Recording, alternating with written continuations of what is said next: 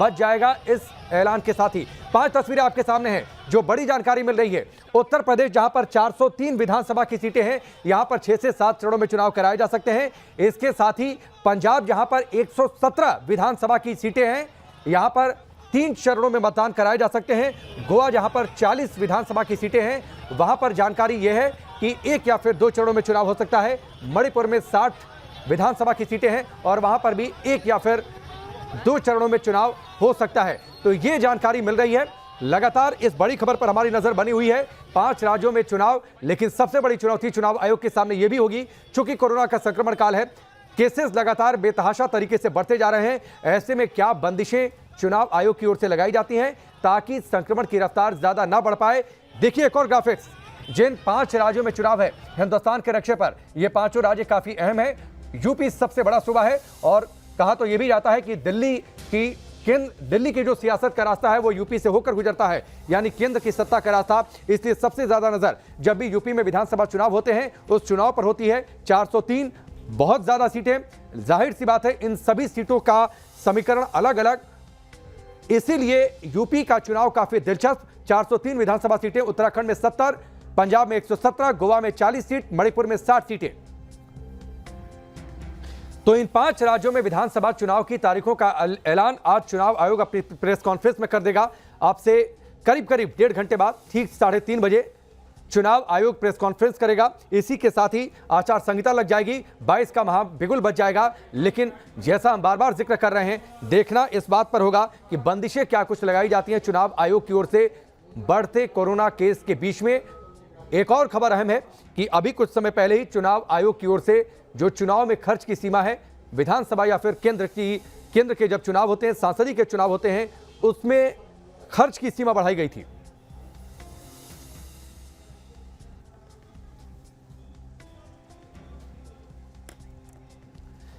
दो सहयोगी इस वक्त हमारे साथ जुड़ चुके हैं। धीरेन्द्र पुंडीर हमारे साथ जुड़ चुके हैं, हमारे वरिष्ठ सहयोगी, और उसके साथ ही मोहित दुबे भी हमारे साथ जुड़ चुके हैं। इनका भी हम रुख करेंगे। सबसे पहले धीरेन्द्र आपके पास आता हूं।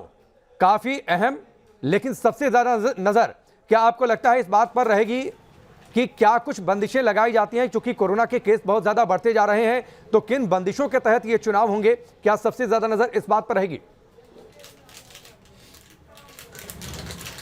देखिए, सब यही जानना चाहते हैं कि आखिर इस चुनाव को सुरक्षित करने के लिए चुनाव आयोग क्या कदम उठाता है, क्योंकि ये अनपेक्षित है। ये जो अभी तक का कोरोना का जो बढ़ाव है, इस समय जिस तरह से ओमिक्रॉन या हम लोग 3rd वेव के उसमें है, उस समय चुनाव कराना बहुत बड़ी चुनौती है। लेकिन तमाम राजनीतिक दल इस बात पर एकमत थे, इसीलिए चुनाव आयोग को ये चुनाव कराने भी। हालांकि अभी बहुत सारी चीजें देखनी है चुनाव आयोग को कि चुनाव आयोग को संपन्न कराने के लिए, इसलिए इस बार आपने देखा होगा पहले से ही शुरू हो गया था। लगभग 1.5 लाख के करीब 1,43,000 या उससे ज्यादा कुछ वो बनाए गए हैं जो पोलिंग बूथ हैं, वो तमाम चीजें हैं, उस पर काफी समय काम चल रहा था। लेकिन अब तीसरी वेव के ये बड़ी चुनौती सामने आएगी। रैलियों को किस तरह मैनेज किया जाएगा, उस भीड़ को कैसे कंट्रोल किया जाएगा जो अपने नेताओं और अपनी पार्टियों के लिए समर्थन के लिए सड़क पर उतरती है। उन नेताओं को कैसे जो कम्युनिकेट कर रहे हैं, जिनके पास अभी तक जिन्होंने ये सोचा नहीं है कि उनको कैसे वीडियो कॉन्फ्रेंसिंग से रैली करनी है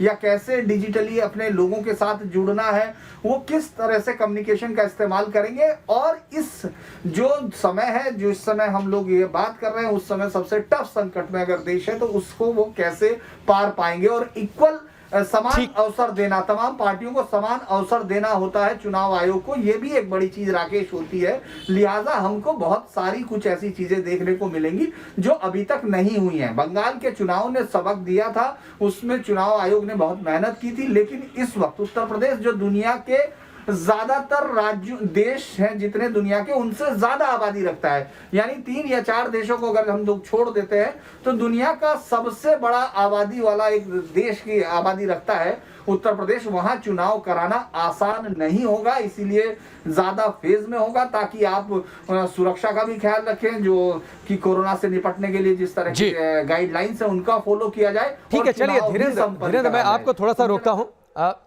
रोकता हूं। मोहित दुबे हमारे साथ जुड़े हुए हैं, जहां पर विज्ञान भवन में प्रेस कॉन्फ्रेंस होनी है चुनाव आयोग की, वहां पर मोहित दुबे बने हुए हैं लगातार। मोहित, क्या जानकारियां मिल रही हैं, क्या बड़ी बातें होती हैं? देखिए, ये तो जानकारी आ रही है कि यूपी में 6-7 चरणों तक चुनाव हो सकता है। ऐसी ही जानकारियां अलग अलग जिसका जिक्र धीरेन्द्र कर रहे थे।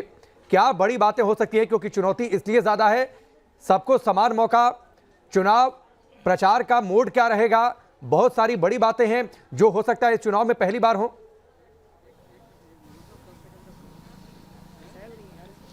देखिए, 5 राज्यों के मुस्तकबिल के मद्देनजर थोड़ी देर के बाद चुनावी बिगुल 3:30 बजे के आसपास बज जाएगा।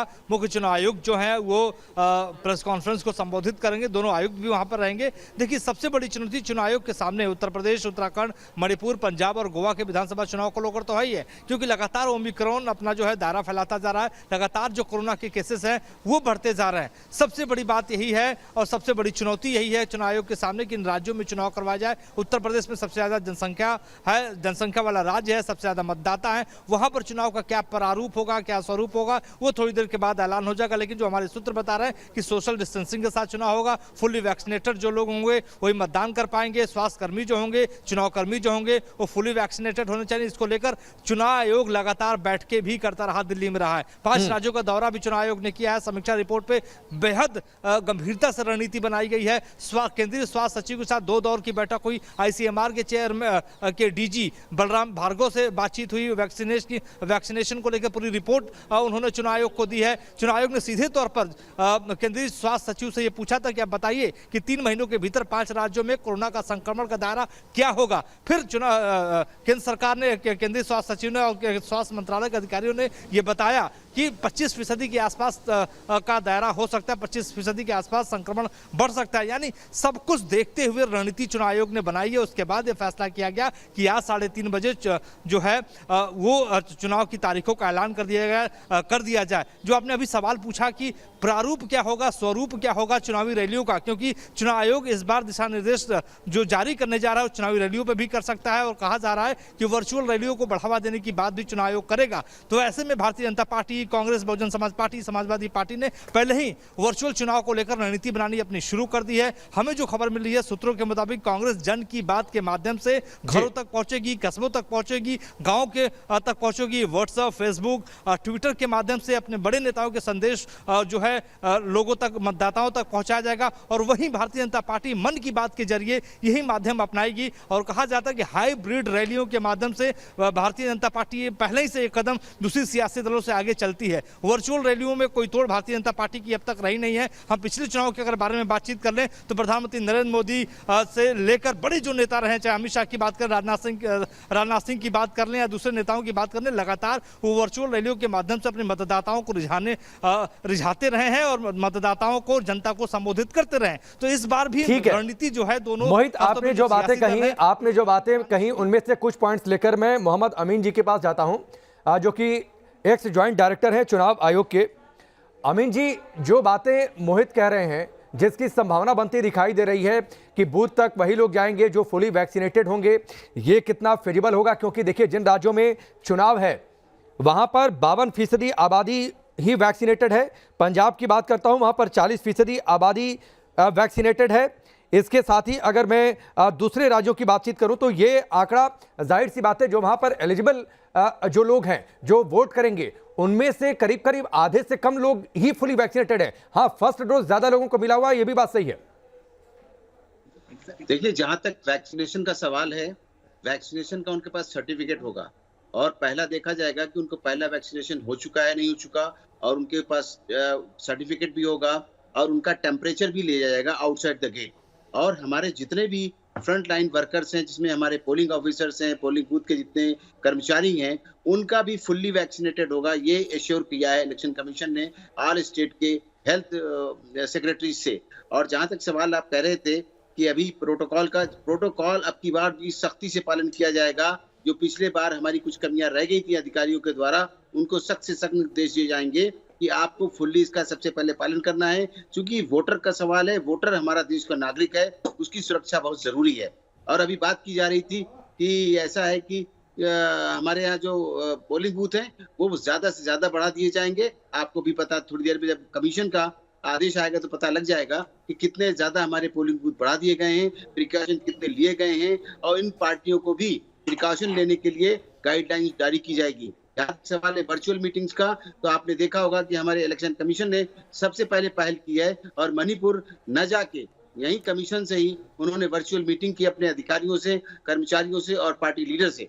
ये दिखा दिया कि पार्टियों को भी यही करना होगा, यही अमल में लाना होगा और हमें किसी भी कोर्ट का कोई टिप्पणी इलेक्शन कमीशन सुनना नहीं चाहता और न ही अधिकारियों को ढील बरतेगा। इस बात का कड़ाई से पालन किया जाएगा, चाहे जितना शोर मचाएं अपोजिशन के लोग हों, कोई भी पार्टी के लोग हों, कितने ही मचाएं शोर, और उसमें हमें इस बात का ध्यान रखूंगा और कमीशन ध्यान रखेगा कि हमारे जितने पत्रकारगण हैं वो भी किस तरह की रिपोर्टिंग करते हैं, कितनी जल्दी करते हैं, उनके आधार पर भी इनको पनिशमेंट किया जाएगा, उनको सजा दी जाएगी। यहाँ तक सवाल है कि आप देख रहे हैं प्रोटोकॉल का, उसको पूरा पालन करा जाएगा, जिसमें सैनिटाइजेशन है, मास्क है और डिस्टेंस की दूरी है। इसीलिए आप देख रहे हैं कि ज्यादातर पोलिंग बहुत बढ़ा दिए गए हैं और फेज में इलेक्शन कराना कोई बुरी बात नहीं है। क्यों? कोई चीज भी है अगर कंट्रोल में होती है, ज्यादा होती है, तो उसकी कोई दिक्कत नहीं है। आप सभी परिचित हैं इस बात से, आप भी वोटर हैं, दुनिया जानती है इस बात को। और सबसे पहले हमें रखना है सेफ अपने वोटर्स को और अपने कर्मचारियों को, अपने पत्रकारों को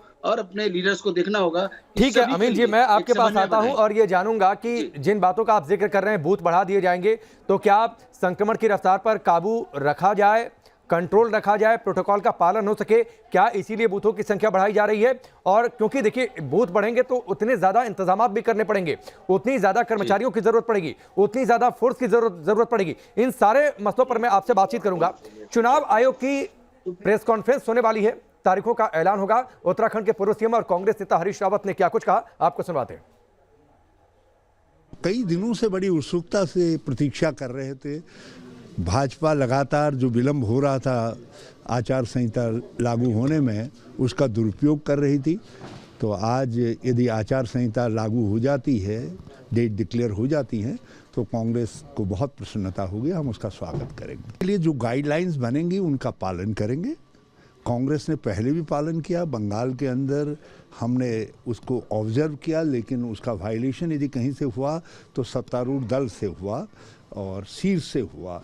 और हम चाहेंगे कि उत्तराखंड, उत्तर प्रदेश और मामलों में, पांचों राज्यों के चुनावों के मामले में जो गाइडलाइंस जारी हों वो सब दलों पर एक इक्वली इन्फोर्सेबल हों, सभी दल उसका बराबर तरीके से पालन करें। तो हरीश रावत को आप सुन रहे थे। धीरेन्द्र पुंडीर हमारे साथ बने हुए हैं। धीरेन्द्र, एक बात तो कॉमन है, पार्टी कोई भी हो, नेता कोई भी हो, सब ये चाहते हैं जल्दी से जल्दी चुनाव हो जाए। और ये बात जो चुनाव आयोग की बैठक हुई थी लखनऊ में, उसमें भी ये तस्वीर साफ हुई थी।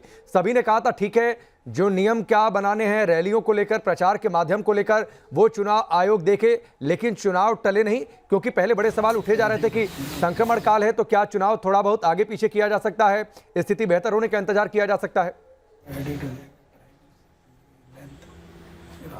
देखिए, जब चुनाव आयोग आया और चुनाव आयोग ने तमाम दलों से अलग अलग समय बात की, तो उसमें कई सारे ऑप्शंस पर बात की। चुनाव आयोग ने उन सब की राय जानने की कोशिश की, लेकिन तमाम फरीक जितने भी इस चुनाव में शामिल होने थे, तमाम दलों ने एक मत से कहा कि चुनाव की डेट्स में फेरबदल ना किया जाए, यानी समय में फेरबदल ना किया जाए। तो लिहाजा चुनाव आयोग ने उसी समय रखा। तो अब उसमें जो तमाम पार्टियां थी वो ये चाहती थी हर तरह से कि जो चुनाव का जो समय है, जो विधानसभा की तय सीमा है, उसमें कोई बदलाव ना हो। उसके लिए चाहे वो सत्तारूढ़ पार्टी हो, चाहे मुख्य अपोजिशन पार्टी हो, तमाम लोग चाहते थे कि जनता को उसी समय सरकार दी जा सके जिस समय की उसका समय है, यानी निर्धारित समय है विधानसभा का। उसमें तमाम अब एक ही ऑप्शन बचता था कि वो कैसे चुनाव संपन्न कराए जाएं, कैसे उनको सुरक्षित किया जा सके, ताकि तमाम वोटर्स और रैलियों के बीच का जो एक रिश्ता है बीमारी के साथ, इस जो बीमारी जो बहुत ही ज्यादा कंटेंजियस है, जो बहुत ही संक्रामक है, उसमें किस तरह से इनको रखा जा सकता है। लिहाजा उसमें कुछ सुझाव दिए गए, तमाम दलों से दिए गए, और रैलीज और तमाम चीजों पर जो एक दूसरे के साथ म्यूचुअल जो हुआ, कम्युनिकेशन हुआ, उसी के बाद ये मुझे लगता है कि कुछ नई हम लोग गाइडलाइंस फॉलो होते हुए देखेंगे। क्योंकि आप माफ कीजिएगा, मई में जिस तरह से बंगाल में चुनाव हुए, 2 रिजल्ट आया, उससे पहले हम लोगों ने जो ग्लव्स लगाकर वोटिंग बूथ पर जाना, जो काउंटिंग उससे पहले जो जिस तरह से उन्होंने बटन दबाए, तमाम चीजें की जा चुकी हैं। लेकिन अभी वो पूरा फेज आना है, यानी इलेक्शन का वो पूरा फेज शुरू होना है, जिसमें कि लोगों का नेताओं के साथ जो पूरे वादे होते हैं, पूरा रैलियों के साथ रोड शोज और तमाम चीजें, तो वो हमको इस बार देखने को नहीं मिलने जा रही। ये तो हम ठीक लोग मान है सकते हैं। धीरेन्द्र, देखिए इससे पहले धीरेन्द्र मैं आपको रोकता हूं, ब्रेक लेना है। इससे पहले 2 चुनाव हुए, बिहार चुनाव हुआ, बंगाल चुनाव हुआ, तभी आपको याद होगा कि कोरोना का संक्रमण काल था, कुछ गाइडलाइंस आई थी। बंगाल चुनाव के बाद जिस तरीके से केसेस बढ़े थे, कोर्ट की ओर से क्या टिप्पणियां आई थी, पालन नहीं हुआ था कोविड एप्रोप्रिएट बिहेवियर का, इसको लेकर कितनी सख्ती बरतेगा चुनाव आयोग, इस पर भी मैं आपसे बातचीत और मोहित से बातचीत करूंगा।